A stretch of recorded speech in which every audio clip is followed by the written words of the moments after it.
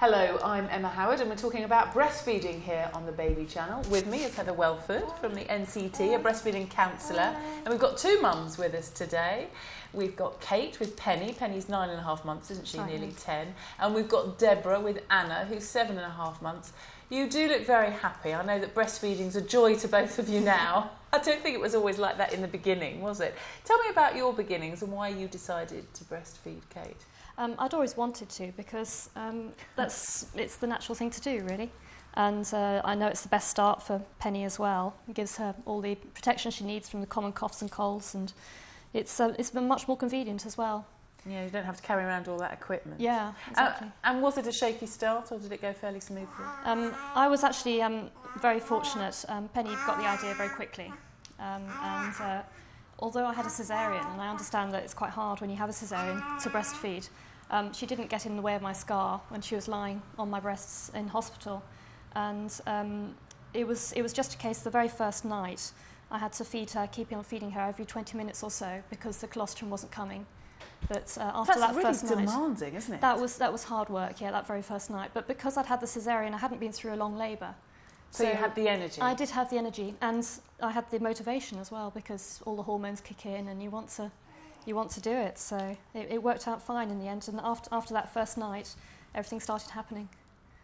And it's very similar for you as well, Deborah, wasn't it? You were determined, and you didn't have too much of a shaky start either. It went off quite smoothly. No, I think the initial sensation of it was a little bit painful, but nothing to be too worried about. And you got over that quite quickly. Yeah, probably more significant was having contractions for about a week or so after. What, that sort of kind of clamping down sensation? Feeling like labour pains again for about a week or so after she was born, and that was actually more painful than beginning breastfeeding, I'd say.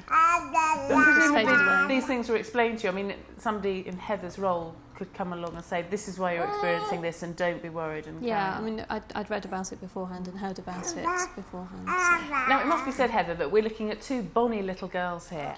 I think it's significant that Deborah and Kate seem to have got some good support in hospital. I mean, you were helped, weren't you, Kate, to feed Penny really often in the night, and presumably somebody said, don't worry, it won't always be like this, this is just something that is going to pass, and that's going to be reassuring to anybody who's perhaps a little bit nervous about breastfeeding, thinking, oh my goodness, is my baby going to feed every 20 minutes every night? A feeling that you're doing it wrong, and also that constant feeding can make you sore quite quickly.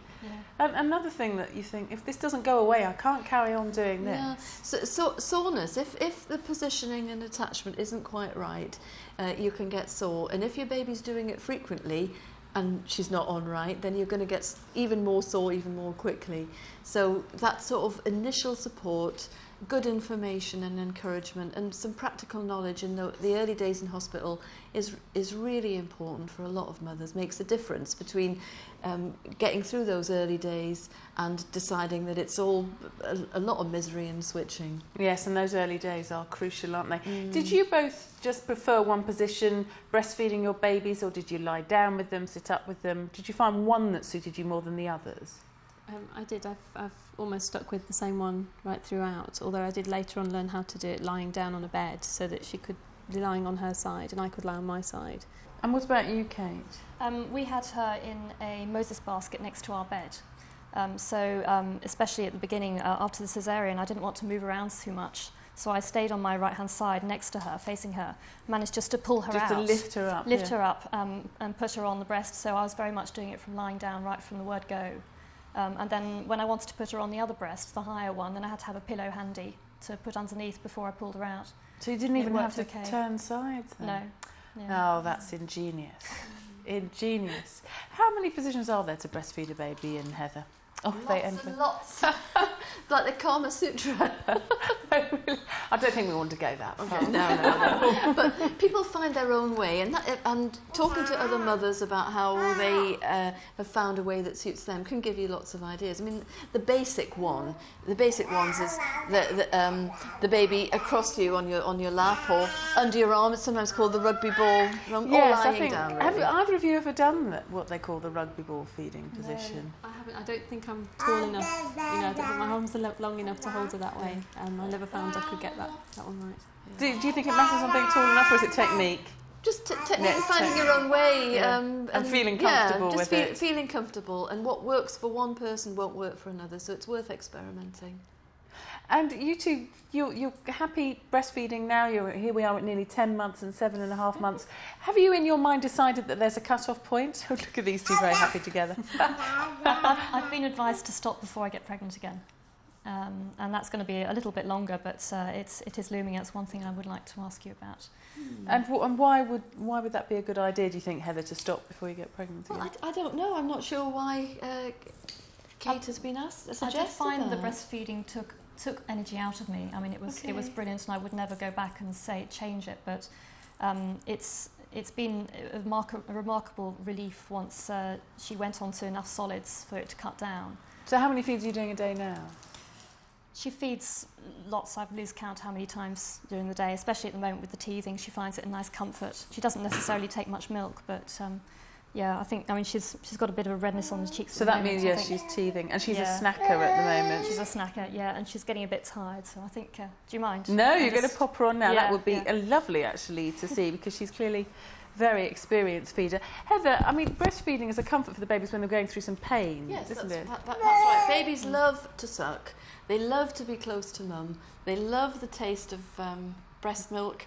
She knows what's coming. Yeah, she knows what's coming. And she was a bit agitated before. She wasn't unhappy, but she was signalling to you, wasn't she, Kate, that she wanted a little bit of a little snackette there. Yeah, and Anna was taking advantage, almost going for the toy. If Anna wants to feed, do feel free, Deborah. But Anna's... she's all... Oh, is she almost asking you? That's interesting. Can I do that, Mummy? But it can be very calming. I mean, it's famous for the fact that it's the ultimate bond, really, isn't it? But fathers shouldn't feel excluded, should they? From breastfeeding? No, they shouldn't. There's lots of things that fathers can do, even for tiny babies who aren't yet taking solids. And fathers can give that closeness, that they can even give that skin-to-skin contact that we know is so comforting in the early days. Even if their chests are a bit hairy, babies can enjoy that physical closeness. And we know from research that it's very important that fathers are supportive of breastfeeding. That does make the difference for a lot of people in how long they decide to breastfeed. Has that been true for you, Kate? Have you had a supportive partner? Yes, very much. He was all for it. The only thing was that when we went away on holiday, when she was 5 months and a week old, he noticed how often I was feeding. And so he sort of brought forward the solids a little bit, just by a couple of weeks earlier than I would have done. But to give you a break. Yeah, exactly. Oh, you've got him well trained, haven't you? Perfect partner. That's fine, because breastfeeding should fit in with your life, and that clearly did with you. And the timing of solids should fit in with your life as well. Because people often look for signs for solids, and you're reading a book, and the government changed their guidelines a couple of years ago from 4 months to 6 months. That's right. What is your advice in the NCT to mums and dads? Well, we say that this is the government advice, which is based on what we know of the powerful nutritional benefits that breastfeeding can get. You maximise them if you exclusively breastfeed to 6 months. But we're not going to make a big thing about a particular dot of a date on the calendar. Well, that'd be quite dangerous, wouldn't it? All babies are unique, and all families are unique. If you're away with your partner round about the time the baby's 6 months, that could be a convenient time to introduce solids, because he was around and he could give those first solids. So that obviously fitted in with Kate's family. It's not a good idea to give solids too early, because the baby can't digest them properly, and they tend to take the place of the perfect food, which is breast milk. Early solids, even at 6 months, are really for a taste of different textures, getting the baby onto foods containing iron, but there's no rush for it. You just go at your baby's pace.